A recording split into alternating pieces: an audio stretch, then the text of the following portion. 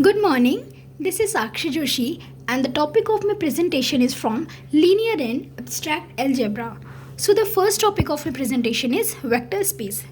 So let's discuss on this topic. So what is vector space? A non-empty set V whose elements called vectors is said to be vector space over a field F if the following conditions are satisfied. So we will discuss the condition later. Firstly, we discuss on the vector space that what is it. So a vector space also called a linear space. So the another name of vector space is called linear space. It is a fundamental concept in linear algebra. Basically, it is a collection of objects called vectors which can be added together or multiplied by scalars. And what comes in scalars? Real and complex number.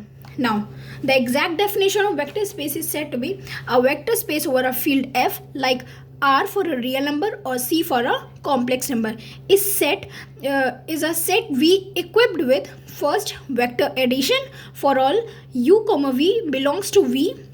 The sum of u plus v belongs to V. And the second condition is scalar multiplication. Sorry, it is not a condition, it is the definition. Scalar multiplication for all A belongs to F and V belongs to V. The product A dot V should be belongs to V. Now, vector space V must have the following properties. So what are these properties? Closure property, associative property, commutative property, existence of identity, existence of inverse, distributive of scalar multiplication with respect to vector addition, distributive of scalar multiplication with respect to scalar addition, compatibility of scalar multiplication with field multiplication, and the last, identity element of scalar multiplication. Now, as you can see, I have further written the definition of closure property also, that how it look like. So closure property, each pair x and y of vector in V can be combined by a composition called addition of vectors to yield a vector denoted by u plus v in V. That is, u plus v belongs to V for all u comma v belongs to V. Another property, associative property. Associative property said that u plus v plus w is equals to u plus v plus w. Now, this form of equation is said to be associative property. Commutative property. What commutative property said that u plus v is equals to v plus u. Existence of identity. So when we add 0 to the number, like u plus 0 should be equals to 0 plus u for all x belongs to v. Now, existence of inverse, x plus minus of x is equals to minus of x plus x equals to 0. Now, distributive of scalar multiplication with respect to vector addition is A, means A is in multiplication, and under bracket is u plus v is equals to au plus av. Now, seventh one is distributive of scalar multiplication with respect to scalar addition is a plus b v is equals to av plus bv. Now, eighth one is compatibility of scalar multiplication with field multiplication is look like that a bv equals to ab v.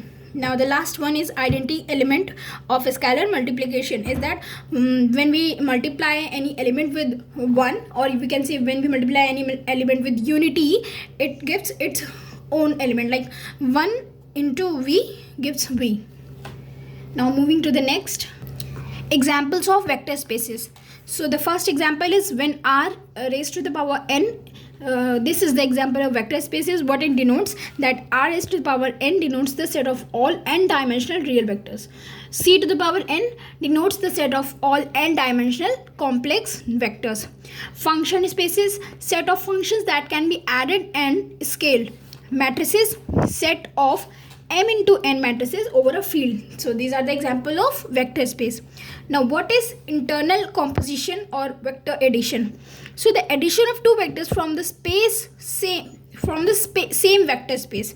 This is known as internal composition. And the definition is, for u comma v belongs to V, the operation u plus v belongs to V, that is the sum of two vectors, is still a vector in the same space. Internal. Why it is internal? Because both operands and the result are from the same set V, and the operation is within the set. External composition, or we can say scalar multiplication. So the multiplication of a vector by a scalar, a number from the field like R or C. Definition: for A belongs to F, which is a scalar, and V belongs to V, the product of A dot V should be belongs to V.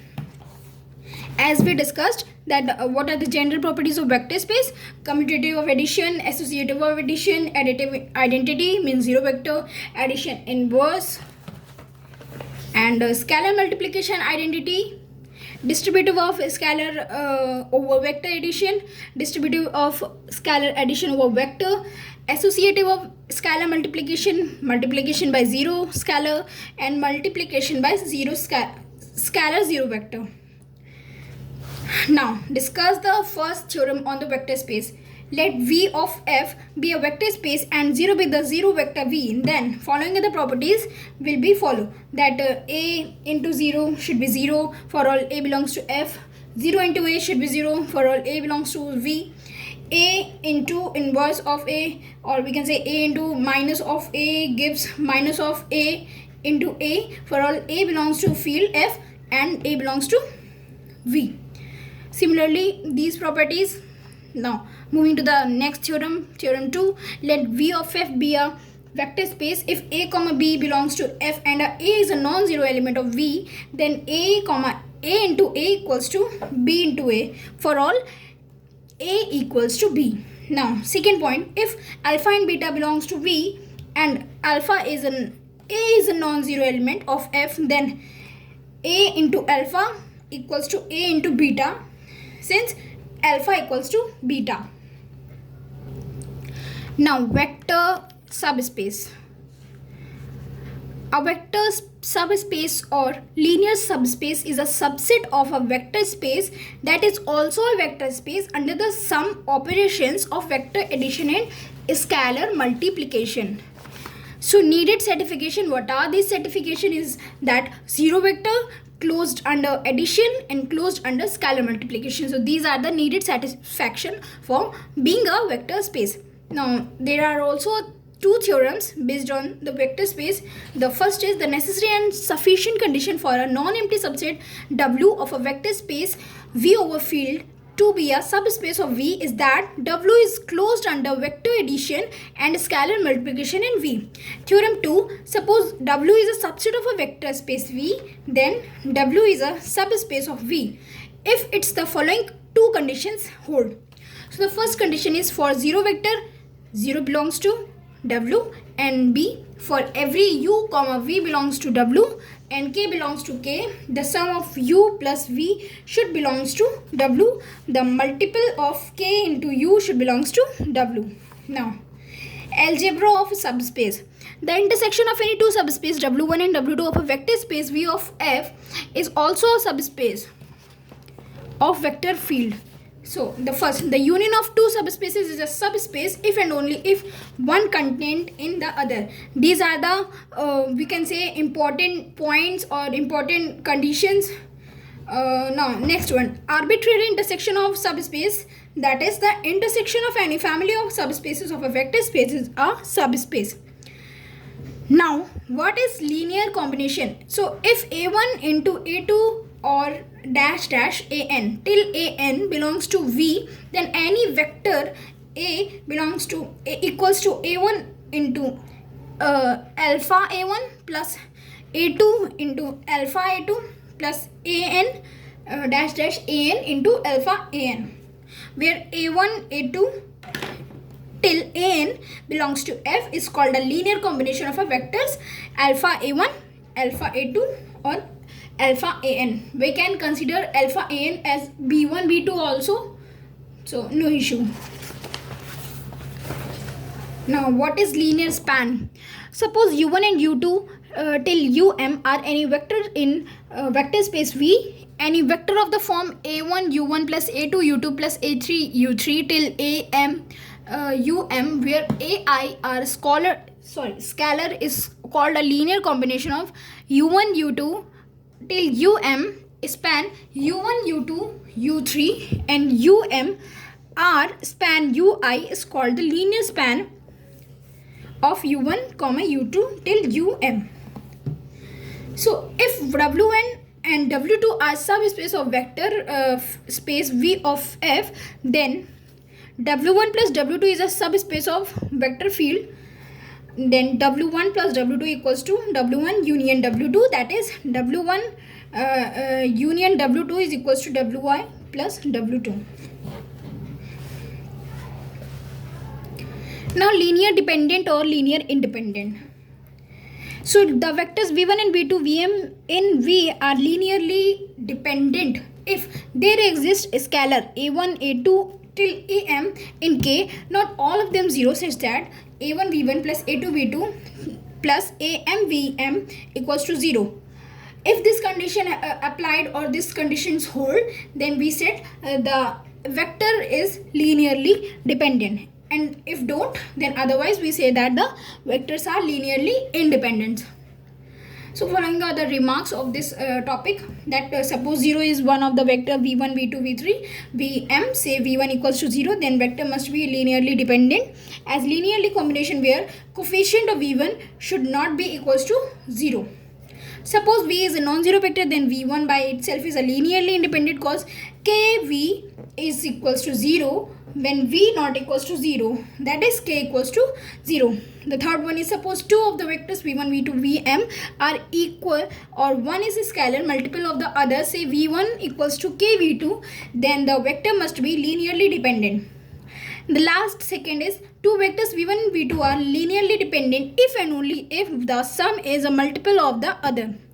And the last, if the set v1 v2 vm is linearly independent, then any rearrangement of the vectors v1i v2i v3i vim is also called a linearly independent. Now finite dimension or n-dimensional. A vector space V is said to be finite dimension or n-dimensional, written as dim of V equals to n.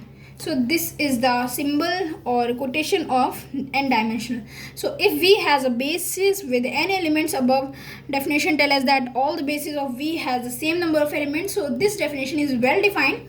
The vector space of 0 is defined to have a dimension 0. Infinite dimension. Suppose a vector space V does not have a finite base, then V is said to be a finite dimension or to be infinite dimensional. Suppose U and W are the finite dimensional subspace of vector space V, then V plus W has a finite dimension. And this is the formula we applied here. The dimension of U plus W should be equals to dimension of U plus dimension of W minus dimension of U intersection W. Intersection means the common elements in both the sets. Now theorem, let W be a subspace of n-dimensional vector space V, then the dimension W is less than or equals to n. In particulars, if the dimension of W equals to n, then W equals to V. Now these are the examples. Let W be a subspace of the real space R to the power 3, given dimension R to the power 3 is 3, means dimension R to the power 3 is given here 3. Our theorem tells us that the dimension of W can only be 0, 1, 2 or 3. So the following cases apply. When dimension W is equals to 0, then this will be whole, the W should be equals to 0, a point. When dimension W is given as 1, then we say that W is a line through origin 0. When 2 dimension given as 2, then W is a plane through origin 0. When dimension given as 3, then W is the entire space R to the power 3. Now another formula is dimension V divided by W is equals to dimension V minus dimension W. Now another point is, if W1 comma W2 are two subspaces of vector space V over a field, then W in union W2 is a subspace if and only if W1 is a subset or W2 is a subset of W1. Now W1 union W2 or equals to W1 or W2 is a subspace of vector field. Now important points. If W1 and W2 be two subspace of a vector field, then W1 intersection W2 is a subspace of vector field. if W1 and W2 be a two subspace of vector field V, then the union of W1 and W2 is a subset of V of F. Q is a vector space over R. Why? Is it true? So no, it is not true. The set of rational number Q is not a vector space over the set of real number. The reason is here, Q rational number is not a vector space over R real number, because multiplying a rational number by an irrational number results in an irrational number which is not rational. That is why Q is a vector space over a R. Is wrong statement. Rational vectors space is a non-empty set V over a field R. Is that true? This question asking that the rational vector space is a non-empty set V over a field R. So no, vector spaces is defined as a non-empty set over a field F. The set of rational number Q can be considered a vector space over the field of a real number. However, it is a vector space over a Q. Now, summary. In essence, Q can't be a vector space over a R because the scalar multiplication operation doesn't result in an element that is always within the set Q. Now, Q is a subfield of a R. A field needs to be closed under all of its operation, which Q is not when trying to multiply with R. Complex vector space. A complex vector space is a non-empty set V where elements are called vectors and a field F where elements are called scalar. In the case of a complex vector space, the field F is the set of complex number C.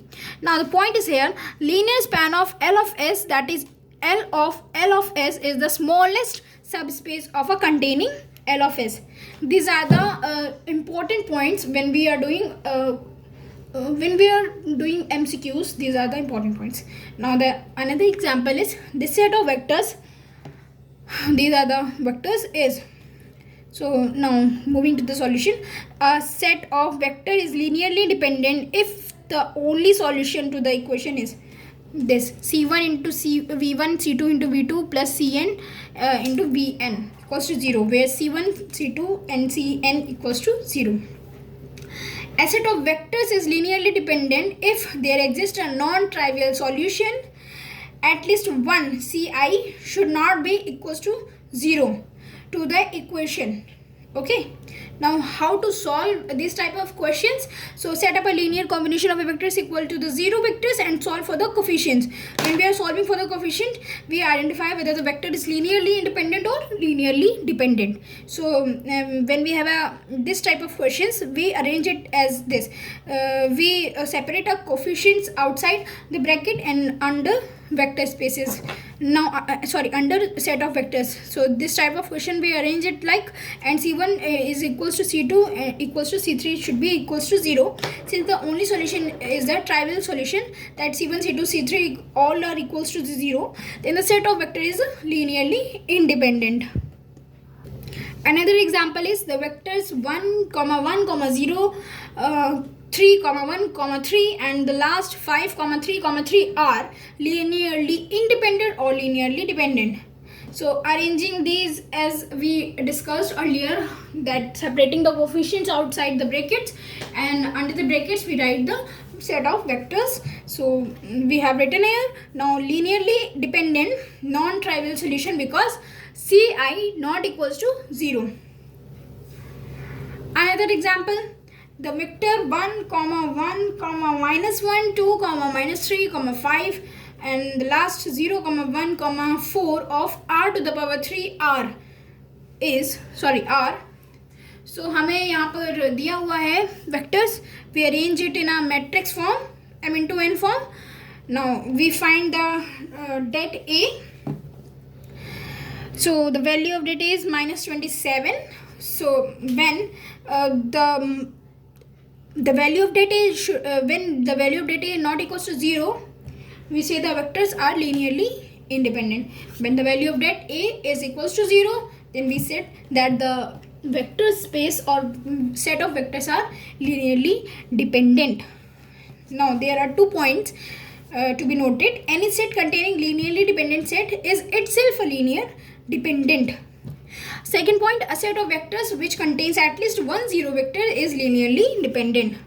Now, Q is not a vector space over a R cause which of the following property is not satisfied. So, quick answer should be closure under scalar multiplication. Second point to be noted, every subset of a linearly independent set of a vector is linearly independent. So, the three non-zero, non-coplanar vectors are linearly independent. And the last, the intersection of two linearly independent set of a vector space is linearly independent. Understand? Now moving. If V is a vector space with dimension V equals to n, then any collection of n plus 1 vector in V is also a linearly dependent. Now linearly dependence in R to the power 3. Linearly dependence in the vector space V equals to R to the power 3 is first, any two vectors U and V in R cube are linearly dependent if and only if they lie on the same line through the origin 0.